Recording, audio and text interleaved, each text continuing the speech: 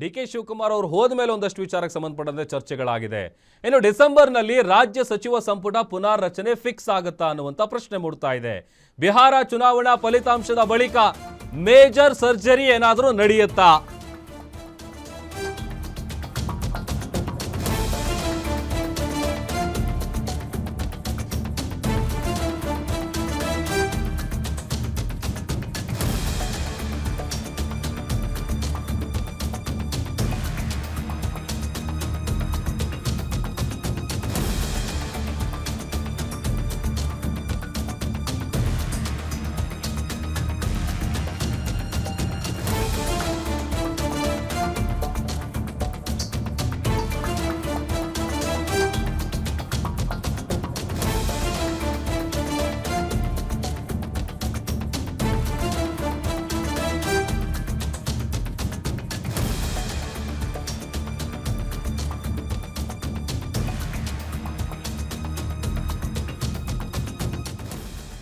ಬಿಹಾರ ಚುನಾವಣಾ ಫಲಿತಾಂಶದ ಬಳಿಕ ಮೇಜರ್ ಸರ್ಜರಿ ಆಗತ್ತಾ?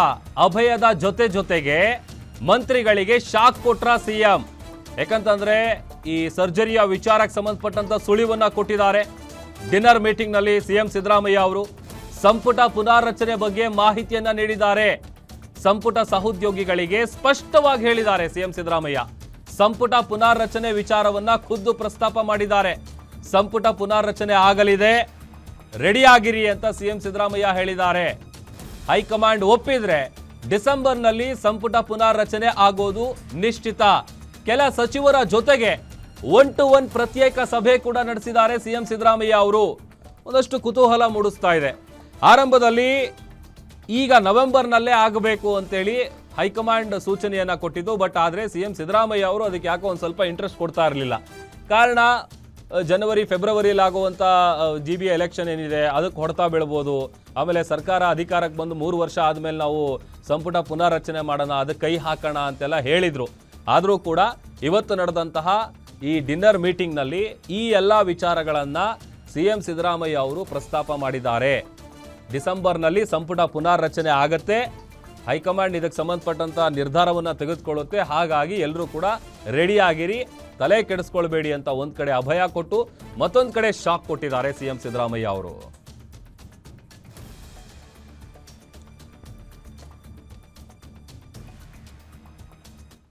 ಇನ್ನು ಈ ಸಭೆ ಎಲ್ಲ ಆದ ನಂತರದಲ್ಲಿ ಡಿನ್ನರ್ ಮೀಟಿಂಗ್ ಆದ ಮೇಲೆ ಸಚಿವರು ಮಾತನಾಡಿದ್ದಾರೆ. ಏನೇನು ಮಾತನಾಡಿದ್ದಾರೆ ನೋಡೋಣ. ಸೊ ವೈಯಕ್ತಿಕ ಅಭಿಪ್ರಾಯಗಳನ್ನ ತಗೊಂಡು ಕಳಿಸಿರ್ತಕ್ಕಂಥ ಜನರಲ್ ಮೀಟಿಂಗ್ ಮಾಡಿ ಕಳಿಸಿರ್ತಕ್ಕಂಥದ್ದು ಏನಿಲ್ಲ ಸರ್. ಯಾವ ವಿಚಾರದ ವೈಯಕ್ತಿಕ ಅಭಿಪ್ರಾಯ ತೆಗೆದುಕೊಂಡಿದ್ದಾರೆ ಸರ್? 1-to-1 ನನಗೆ ಮಾತಾಡಿರ್ತಕ್ಕಂಥ ಇಲಾಖೆ ವಿಚಾರಗಳು. ಸೊ ಒಬ್ಬೊಬ್ಬರಿಗೆ ಒಂದೊಂದು ಜನರಲ್ ಆಗಿ ಕರೆಸಿ ಮಾತಾಡಿ at A time rather than having A private meeting we had A casual dinner.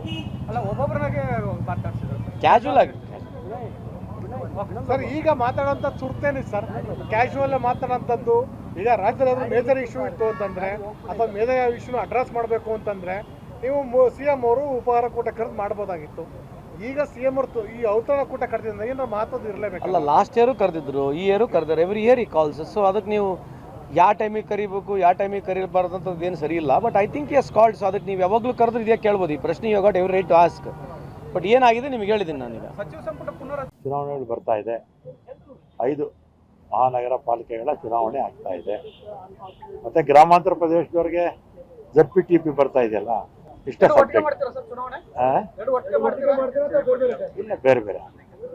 ನಮ್ದು ಫೆಬ್ರವರಿ ಅಂದ್ಕೊಂಡಿದೀವಿ, ಒಟ್ಟಲ್ಲಿ ಮಾರ್ಚ್ ಮುಂಚೆ ಆಗುತ್ತೆ ಬ್ಯಾಂಗ್ಳೂರ್ದು.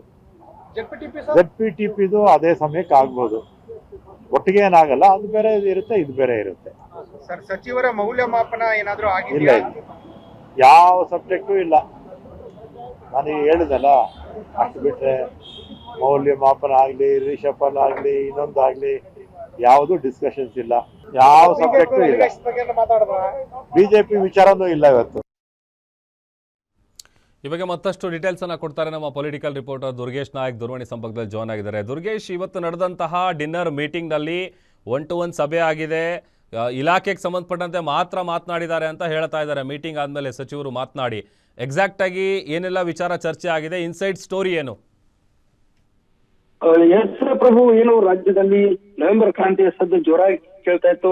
ಇದ್ರ ನಡುವೆ ಸಿಎಂ ಸಿದ್ದರಾಮಯ್ಯ ಅವರು ಡಿನ್ನರ್ ಮೀಟಿಂಗ್ ಅನ್ನ ಸಚಿವರು ನಡೆಸ್ತಾ ಇದ್ರು. ಸಚಿವ ಸಂಪುಟ ಪುನರ್ರಚನೆ ಹಾಗೆ ಬೀಳುತ್ತೆ ಅನ್ನುವಂತ ಒಂದಿಷ್ಟು ಚರ್ಚೆಗಳು ಶುರುವಾಗಿದ್ವು. ಆದ್ರೆ ಈ ಒಂದು ಡಿನ್ನರ್ ಮೀಟಿಂಗ್ ನಲ್ಲಿ ಬಹಳ ಮಹತ್ವವಾದ ಚರ್ಚೆ ಆಗಿರುವಂತದ್ದು ಪ್ರಮುಖವಾಗಿ ಬಿಹಾರ ಚುನಾವಣೆಯಲ್ಲಿ ಯಾವ ರೀತಿ ಸಹಕಾರವನ್ನು ನೀಡಬೇಕು, ರಾಜ್ಯದ ಸಚಿವರು ಯಾವ ರೀತಿ ಒಂದು ಬೆಂಬಲವನ್ನು ಕೊಡಬೇಕು ಅನ್ನೋ ನಿಟ್ಟಿನಲ್ಲಿ ಸಿಎಂ ಸಿದ್ದರಾಮಯ್ಯ ಇವತ್ತು ಸಭೆಯಲ್ಲಿ ಸಚಿವರಿಗೆ ಸೂಚನೆ ಸಲಹೆಗಳನ್ನು ನೀಡುವಂತದ್ದು. ಹೈಕಮಾಂಡ್ ಸೂಚನೆ ಮೇರೆಗೆ ಇವತ್ತು D K Shivakumar CM Siddaramaiah ಸಭೆಯನ್ನು ನಡೆಸುವಂತದ್ದು. ಪ್ರಮುಖವಾಗಿ 6 ವಿಚಾರಗಳನ್ನ ಇವತ್ತು ಸಭೆಯಲ್ಲಿ ಚರ್ಚೆ ಮಾಡಿರುವಂತದ್ದು. ಸಚಿವರ ರಿಪೋರ್ಟ್ ಕಾರ್ಡ್ ಯಾವ ರೀತಿ ಇದೆ ಮತ್ತು ಸಚಿವರ ಸಂಪುಟ ಪುನರ್ರಚನೆ ವಿಚಾರ, ಜೊತೆಗೆ ಗ್ರೇಟರ್ ಬೆಂಗಳೂರು ಚುನಾವಣೆ, ಜಿಲ್ಲಾ ಪಂಚಾಯತ್ ತಾಲೂಕ್ ಪಂಚಾಯತ್ ಚುನಾವಣೆ, ವಿಪಕ್ಷಗಳ ವಿರುದ್ಧ ಯಾವ ರೀತಿ ಒಗ್ಗಟ್ಟಾಗಿ ಹೋರಾಟವನ್ನು ಮಾಡಬೇಕು ಅನ್ನೋ ನಿಟ್ಟಿನಲ್ಲಿ ಕೂಡ ಪ್ರಮುಖವಾಗಿ ಚರ್ಚೆ ಆಗಿರುವಂತದ್ದು. ಸದ್ಯಕ್ಕೆ ರಾಜ್ಯದಲ್ಲಿ RSS ಕಾರ್ಯಚಟುವಟಿಕೆಗಳಿಗೆ ನಿಷೇಧವನ್ನು ಹೇರಬೇಕು ಅನ್ನೋ ನಿಟ್ಟಿನಲ್ಲೂ ಕೂಡ ಒಂದಿಷ್ಟು ಚರ್ಚೆ ಆಗ್ತಿರುವಂತದ್ದು. ಅದರ ಬಗ್ಗೆಯೂ ಕೂಡ ಪ್ರಮುಖವಾಗಿ ಸಿಎಂ ಸಿದ್ದರಾಮಯ್ಯ ಗಮನಕ್ಕೆ ತರುವಂತ ಕೆಲಸವನ್ನು ಮಾಡಿರುವಂತದ್ದು. ಮುಂಬರುವ ಕ್ಯಾಬಿನೆಟ್ ಕೂಡ ಈ ಒಂದು RSS ಅನ್ನ ನಿಷೇಧ ಮಾಡುವಂತ ನಿರ್ಧಾರವನ್ನ ಸಿಎಂ ಸಿದ್ದರಾಮಯ್ಯ ಮಾಡಿರುವಂತದ್ದು. ಜೊತೆಗೆ ಅನುದಾನ ಬಳಕೆ ಆಗಿರಬಹುದು, ಡಿನ್ನರ್ ಮೀಟಿಂಗ್ ನಲ್ಲಿ ಯಾವ ರೀತಿ ಸಚಿವರು ಮತ್ತು ಶಾಸಕರ ನಡುವೆ ನಡೀತಿರುವಂತಹ ಅಸಮಾಧಾನದ ಬಗ್ಗೆಯೂ ಕೂಡ ಸಿಎಂ ಸಿದ್ದರಾಮಯ್ಯ ಒಂದಿಷ್ಟು ವಿಚಾರವನ್ನು ಪ್ರಸ್ತಾಪ ಮಾಡಿರುವಂತದ್ದು. ಪ್ರಮುಖವಾಗಿ ಡಿಸಿಎಂ ಡಿ ಕೆ ಶಿವಕುಮಾರ್ ಈ ಒಂದು ಸಭೆಯಲ್ಲಿ ಬೇಗನೆ ಹೊರಟೋಗ್ತಾರೆ. ಯಾಕಂದ್ರೆ ಸಿಎಂ ಸಿದ್ದರಾಮಯ್ಯ ಡಿಸಿಎಂ ನಡುವೆ ಸಾಕಷ್ಟು ಕುರ್ಚಿಯ ಕಿತ್ತಾಟ ನಡೀತಿರೋದ್ರಿಂದ ಒಂದು ಸಭೆಗೆ ಕಾಟಾಚಾರಕ್ಕೆ ಹಾಜರಾದಂತೆ ಡಿಸಿಎಂ ಕಂಡು ಬಂತು. ಯಾಕಂದ್ರೆ ಸಭೆ ಆರಂಭಕ್ಕೂ ಮುನ್ನ ಚಲುವರಾಯಸ್ವಾಮಿ ಹೊರಟೋದ್ರು, ಅದಾದ ಬಳಿಕ ಡಿಸಿಎಂ ಡಿ ಕೆ ಶಿವಕುಮಾರ್ ಹೊರಟೋದ್ರು. ಆದ್ರೆ ಅದಾದ ನಂತರ ಬಂದಂತ ಸಚಿವರ ಜೊತೆಗೆ ಸಿಎಂ ಸಿದ್ದರಾಮಯ್ಯ ಸಾಕಷ್ಟು ಸಮಾಲೋಚನೆ ನಡೆಸಿದ್ರು. ಊಟದ ಜೊತೆಗೆ ಕೆಲವೊಂದಿಷ್ಟು ಕಿವಿಮಾತು ಹೇಳುವಂತ ಕೆಲಸವನ್ನು ಕೂಡ ಮಾಡಿದ್ರು. ಯಾಕಂದ್ರೆ ರಾಜ್ಯ ಸರ್ಕಾರಕ್ಕೆ 2 ವರ್ಷ ಪೂರೈಕೆ ಆಗ್ತಾ ಇದೆ. ಇಂತಹ ಸಂದರ್ಭದಲ್ಲಿ ನಾವೆಲ್ಲ ಯಾವ ರೀತಿ ಇರಬೇಕು, ಇಲಾಖೆಯ ಕೆಲಸಗಳು ಯಾವ ರೀತಿ ಆಗಿರ್ಬೇಕು, ಸರ್ಕಾರಕ್ಕೆ ಒಂದಿಷ್ಟು ಉತ್ತಮವಾದಂತ ಹೆಸರನ್ನ ತಂದುಕೊಡುವಂತ ಕೆಲಸವನ್ನ ನೀವು ಮಾಡಬೇಕು. ಬಿಜೆಪಿ ಇದನ್ನ ದುರ್ಬಳಕೆಯನ್ನು ಮಾಡ್ಕೊಳ್ತಾ ಇದೆ, ರಾಜಕೀಯವಾಗಿ ಇದನ್ನೆಲ್ಲವನ್ನು ಕೂಡ ಬಳಸಿಕೊಳ್ತಾ ಇದೆ. ಹೀಗಾಗಿ ನಾವೆಲ್ಲರೂ ಕೂಡ ಒಗ್ಗಟ್ಟಾಗಿರ್ಬೇಕು ಅನ್ನುವಂತ ಒಂದಿಷ್ಟು ಸಲಹೆ ಸೂಚನೆಗಳನ್ನ, ಜೊತೆಗೆ ಗ್ಯಾರಂಟಿ ಯೋಜನೆಗಳ ಬಗ್ಗೆಯೂ ಕೂಡ ಚರ್ಚೆ ನಡೆಸಿರುವಂತದ್ದು.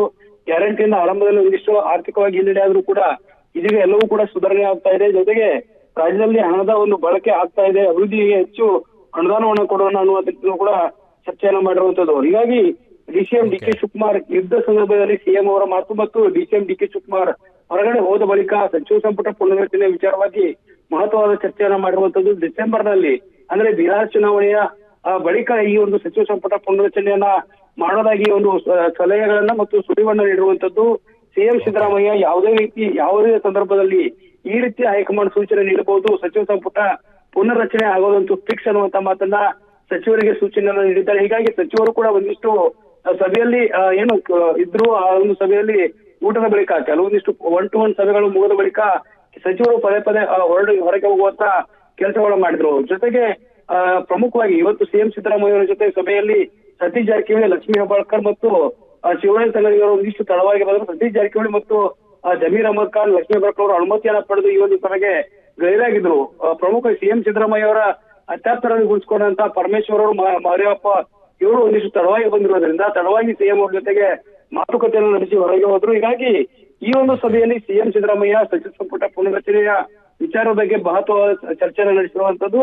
ಜೊತೆಗೆ ನಾಯಕತ್ವದ ಬದಲಾವಣೆ ಸದ್ಯಕ್ಕಿಲ್ಲ ಅನ್ನುವಂತ ಒಂದು ಸಲಹೆ ಸೂಚನೆಗಳನ್ನ ಸಚಿವರಿಗೆ ನೀಡಿದ್ದಾರೆ. ಜೊತೆಗೆ ಯಾವಾಗ ಬೇಕಾದ್ರೂ ಬಿಹಾರ ಚುನಾವಣೆಗೆ ನಾವು ರೆಡಿ ಆಗಿರ್ಬೇಕು ಅನ್ನೋ ನಿಟ್ಟಿನಲ್ಲಿ ಒಂದಿಷ್ಟು ಸಲಹೆ ಸೂಚನೆಗಳನ್ನ ಸಿಎಂ ಸಿದ್ದರಾಮಯ್ಯ ನೀಡುವಂತದ್ದು. ಯಾವುದೇ ರೀತಿಯಾದಂತ ನಾಯಕರು ಬಿಹಾರಕ್ಕೆ ತೆರಳಿ ಪ್ರಚಾರವನ್ನು ಕೂಡ ನಡೆಸುವಂತ ಪರಿಸ್ಥಿತಿ ಬಂದ್ರೆ ರೆಡಿ ಆಗಿರಿ ಅನ್ನುವಂತ ಮಾತುಗಳನ್ನ ಈ ಒಂದು ಸಭೆಯಲ್ಲಿ ಹೇಳಿರುವಂತದ್ದು. ಪ್ರಭು, ಓಕೆ, ಥ್ಯಾಂಕ್ ಯು ದುರ್ಗೇಶ್, ನಿಮ್ಮೆಲ್ಲ ಡೀಟೇಲ್ಸ್ಗಾಗಿ.